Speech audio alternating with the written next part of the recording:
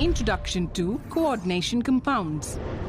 Are you aware that the red color of blood is due to RBCs which contain a protein called hemoglobin? This protein contains the heme group, which is the coordination compound. Let us study what a coordination compound is. In this heme group, Fe2+ ion is surrounded by 4 pyrrole molecules, cyclically linked together by methane bridges. Such a compound in which a metal atom or ion is bonded to several surrounding ions or molecules by coordinate covalent bonds is called a coordination compound. Let us now define some terms related to coordination compounds, taking a simple example. The entire compound consisting of the central metal atom as well as the surrounding species is called a coordination entity. If this coordination entity is represented by enclosing it in square brackets, it is called as the coordination sphere. The cobalt ion is called the central metal ion. The 3 chloride ions and the 3 ammonia molecules, which are bonded to the central cobalt ion, are called ligands. These ligands are joined to the central metal ion by coordinate covalent bonds in which the electrons are donated by ligand.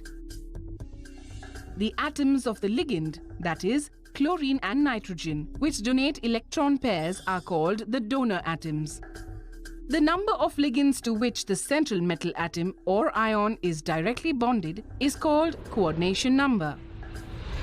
Thus, the complex we are discussing has a coordination number 6.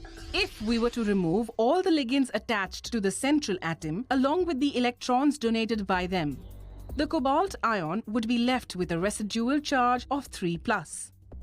Hence, the oxidation state of the cobalt ion in this complex is +3. Now that you have understood what a coordination compound is, let us study the conditions necessary for the formation of such compounds. Firstly, the ligand must have unshared pair of electrons which it can donate to the central metal atom. Take a look at the ligands we considered in our earlier example. The chloride ion with 8 electrons in its valence shell has 4 lone pairs which it can donate to the central metal atom.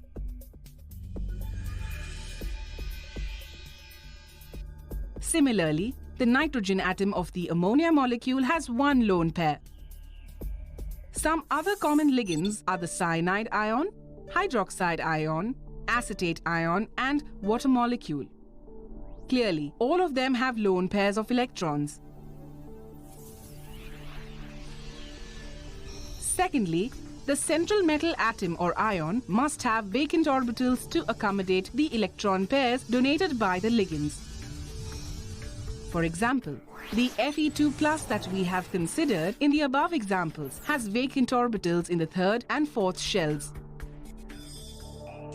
Thus, the transition metals which are present in the D block of the modern periodic table and are characterized by progressive filling of D orbitals have a comparatively high tendency of forming coordination compounds.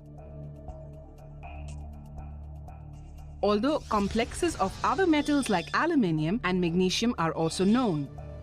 We shall study the actual formation of a few complex compounds in our subsequent topics. Summary. A compound in which a metal atom or ion is bonded to several surrounding ions or molecules by coordinate covalent bonds is called a coordination compound. The molecules joined to the central metal atoms are called ligands. Ligands are joined to the central metal atom by coordinate covalent bonds. The ligand must have unshared pair of electrons, and the central metal atom must have vacant orbitals to accommodate these electrons.